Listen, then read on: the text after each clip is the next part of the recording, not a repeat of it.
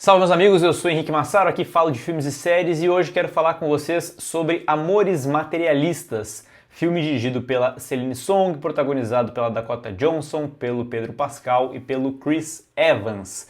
Filme recém-lançado e eu já assisti. E eu preciso dizer para vocês o seguinte, eu tinha uma expectativa considerável com relação a esse filme por conta especificamente da sua diretora. A Celine Song é uma das realizadoras que mais me chamou a atenção nos últimos anos. Existe um grupo aí de cineastas que tem me chamado a atenção por conta dos seus primeiros trabalhos e eu diria que a Celine Song é talvez a principal delas por conta do seu longa de estreia de cerca de 2 anos atrás, o Vidas Passadas, que concorreu ao Oscar, foi o meu filme favorito dos que foram lançados comercialmente no Brasil no ano passado, um filme que eu considero irretocável, essa é a palavra que eu uso para definir a maneira como ela conseguiu explorar a linguagem, as formas narrativas e tal, para contar uma história de um romance sobre distância, sobre destino, sobre a questão da imigração, né? Pessoas que se separam, que se distanciam das suas culturas, enfim. Eu fiz inclusive um vídeo sobre Vidas Passadas aqui no canal, que é um dos meus vídeos favoritos que eu já fiz, embora ele tenha sido visto por poucas pessoas. Eu vou deixar linkado caso você tenha interesse. É um vídeo de um formato bem diferente do que eu costumo fazer hoje, enfim. Mas eu me orgulho bastante dele, se tiver interesse vai lá ver. Dito isso, tá? Eu tinha, por conta desse primeiro filme, um asterisco do lado do nome da Celine Song para tentar ver tudo que ela fizesse desde então e finalmente chegou o momento com esse segundo filme, o Amores Materialistas. Eu preciso tirar do caminho desde já o seguinte, é um filme que não manteve o mesmo nível do primeiro, tá? Sendo bem pragmático aqui. Eu acho que ela não conseguiu manter o mesmo patamar, embora eu acho que esse filme é bastante interessante, tem vários pontos positivos, eu vou tentar explicar aqui o porquê disso, tá? Amores Materialistas conta a história de uma mulher chamada Lucy, que é vivida pela Dakota Johnson, que tem uma profissão bastante badalada em Nova York. Ela é uma casamenteira, ela encontra o par ideal para diversas pessoas, homens e mulheres que estão procurando e que podem pagar por isso e que vivem num contexto, numa bolha em que encontrar a pessoa certa é preencher diversos requisitos, marcar diversas caixinhas ali de coisas que a pessoa precisa ter, que ela precisa ter alcançado, para que você aceite ir no encontro com ela e talvez vir a se casar com essa pessoa. Ela tem esse emprego numa era em que isso é totalmente guiado por tecnologia, por questões algorítmicas, redes sociais e tal.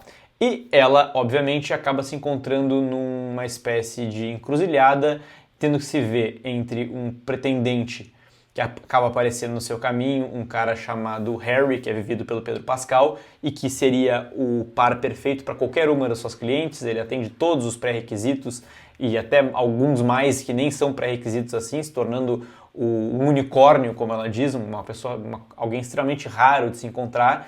Ela acaba conhecendo esse cara e ficando dividida entre a perfeição dele e a imperfeição de um ex-namorado por quem ela foi muito apaixonada, um cara chamado John, que é um ator de teatro frustrado e tal, que faz uns bicos como garçom e que, enfim, é exatamente o oposto ali do personagem do Pedro Pascal.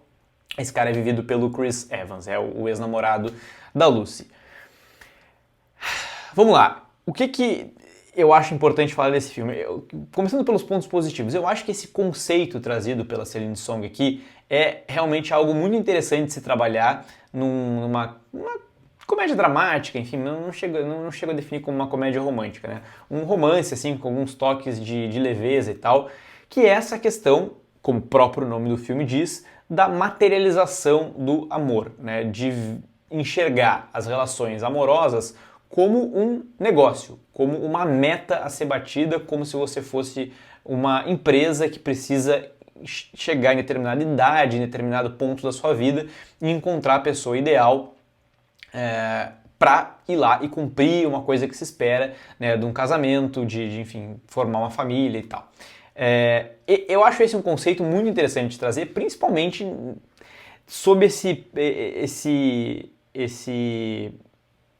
essa bolha capitalista da coisa, assim, né? De tratar realmente as relações humanas hoje como relações mercadológicas basicamente, né? Então, nesse trabalho dela, ela vai se encontrar com homens e mulheres, cada um com as suas características e com seus defeitos, obviamente, e nenhum deles está disposto a aceitar ter um encontro com algum outro cliente que não preencha todas as caixinhas que essa pessoa considerou ideal. Então, uma determinada mulher vai procurar ela e ela quer encontrar um homem, tal, quer se casar, quer conhecer alguém. Ela quer conhecer alguém? Não. Ela quer conhecer alguém exatamente como ela acha que é ideal para ela. Então, essa pessoa precisa ter uma determinada altura, ela precisa ganhar um determinado salário por ano, ela precisa ter determinados hábitos, precisa se vestir de uma determinada maneira, precisa ter uma idade específica. E aí, realmente a coisa vira um negócio. A questão do imprevisível, do imponderável das relações humanas, a possibilidade de se apaixonar por alguém, de se encantar pelas diferenças, até pelos defeitos da pessoa, isso é totalmente fora de cogitação para essas personagens, para esses homens e essas mulheres que acabam contratando a Lucy e, claro, isso é algo que dialoga muito com a forma que a gente vive hoje, né? Esses personagens não são meramente ficção. A maneira como as relações humanas se dão hoje tem muito disso, né? Por conta de aplicativos e tal, e por conta dessa necessidade de realmente cumprir essas coisas que se espera da vida e tal, de ter um casamento ideal, e aí esse casamento, obviamente, ele precisa ter um número X de padrinhos e de madrinhas e eventos que vão acontecer, e a festa precisa ter decoração tal, e precisa custar tantos milhares de reais ou de dólares. Então ela traz nesse filme aqui algo muito presente na nossa realidade e ela dá algumas exageradas, satiriza determinadas coisas para discutir esse ponto, e eu acho que isso é uma questão muito legal. Só que, e aí eu começo a comparar com o filme anterior dela, com Vidas Passadas, ela não consegue atingir uma profundidade que ela conseguiu com o primeiro filme. Mas nem perto disso. Fica realmente... o filme, boa parte dele se torna meio água com açúcar, assim. Ele não mergulha muito no que poderia ser. Ele é um filme mais levinho nesse sentido. E aí, acho que por conta, talvez, da própria proposta do filme, e aí é uma questão a ser respeitada, mas eu desconfio um pouco que a Celine Song, ela talvez não seja um assunto que ela domine e que ela entenda, que ela tenha se dedicado tanto como ela fez no seu primeiro filme. Vidas Passadas é uma história que eu coloco muito numa categorização de autoficção no cinema. Existem vários filmes que têm feito isso ao longo dos últimos anos, é um movimento que eu acho muito interessante, que é o quê? Diretores e diretoras que escolhem contar histórias que tenham relação com a própria vida deles. A Celine Song é uma mulher asiática que foi morar, que também passou por um processo de imigração para os Estados Unidos. Isso é algo que acontece com os personagens do filme, eles acabam se separando por conta desse, né, o rapaz e a moça acabam se separando por conta dela ir embora para a América do Norte, né, eles são sul-coreanos e tal. Então é uma coisa que eu acho que pega muito no íntimo dela, e aí ela consegue trazer uma história muito bem contada, e uma história muito boa, e contá-la de uma forma muito incrível. Resumindo aqui, o Vidas Passadas ele tem uma coisa muito incrível visual, assim, dela criar simetrias, né, dos personagens com o cenário em que eles estão inseridos, criando divisão entre eles, criando afastamento e tal. É uma fotografia brilhante nesse sentido que ajuda muito a contar essa história.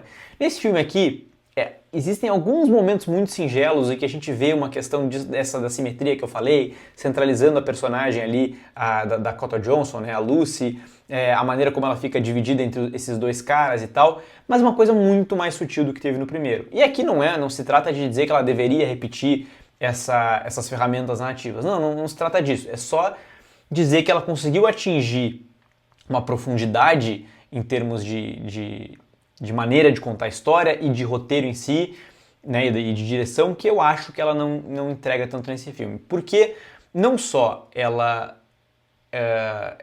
essa coisa dos bens materiais, né, da materialização do amor das relações humanas, não é algo que entra de uma maneira muito profunda a ser discutido, como eu acho que existe uma questão um pouco problemática da maneira como os personagens, tanto do Pedro Pascal quanto do Chris Evans, são retratados. A gente está vendo a história de uma mulher que está lidando com pessoas que procuram outras pessoas sem se preocupar muito com o que elas são por dentro e tal.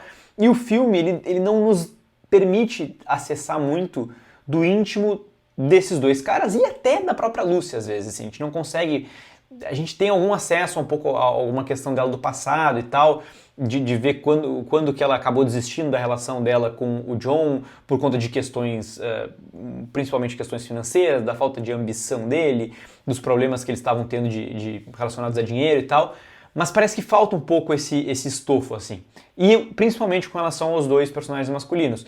O Pedro Pascal até não, ele interpreta um cara que é muito bem sucedido, bonitão também e tal, cheio da grana, e a gente tem um pouco mais de acesso a quem é a família desse cara, por que ele acabou fazendo o que ele faz, por que ele talvez está se encantando pela Lucy. Mas no caso do John, do Chris Evans, a gente só sabe que ele é um ator frustrado, que ele está tentando ainda, que ele é muito apaixonado por ela, mas quem é esse cara de verdade? Quem é esse? Por que ele até hoje não conseguiu deslanchar na carreira? Por que a relação deles não deu certo? Tá, a gente entende que é por uma questão de grana, mas qual foi o ponto em que os dois acabaram se separando, né? Então, em que momento a Lucy se tornou uma mulher mais preocupada com questões materiais também, assim como boa parte das suas clientes? Então, falta um pouco disso. E além do que, é muito fácil dizer que assim, é um filme em que ela tá dividida entre um cara perfeito e o cara imperfeito. Só que o cara imperfeito é o Chris Evans, né? Não é como se ele fosse um cara careca e barrigudo. Não, ele também é um cara